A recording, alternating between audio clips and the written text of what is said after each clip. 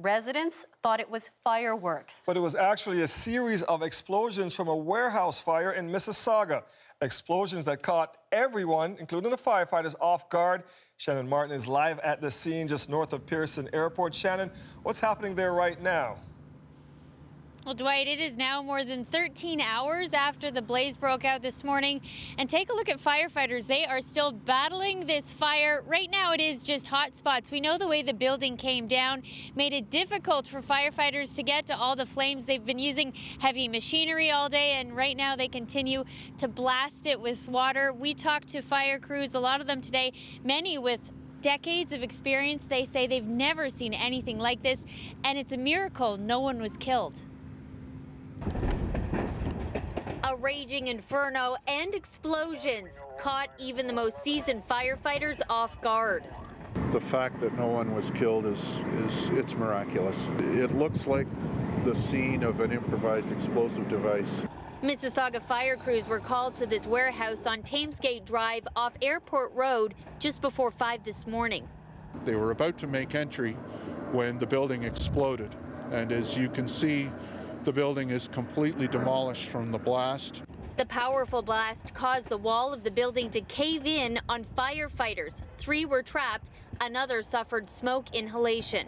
All were sent to hospital. One, in critical, was transferred to St. Mike's in Toronto. His condition is now serious.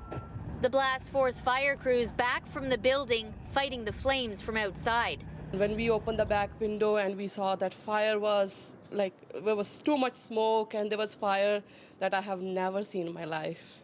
Fardeep Singh lives across the street and says flames seem to shoot 100 meters in the air and the sound like firecrackers. In the tree there, basically everything behind the scene would have been lit up on fire. It literally looked like the fire was coming from my backyard. This warehouse is a storage facility for imported goods, and it appears at this point that the explosions are caused by butane lighters that were stored in the building and aerosol cans of bug spray. That was all news to firefighters. The latest inspection for the warehouse showed the building was empty. It was completely unknown to the city's fire investigation, fire plans. They were not aware that anything was in that building. It was listed as vacant, and so we have to ascertain how somebody got in there. I was worried, very worried for the safety of some people, and worried about some surrounding buildings, and sad to see a building go.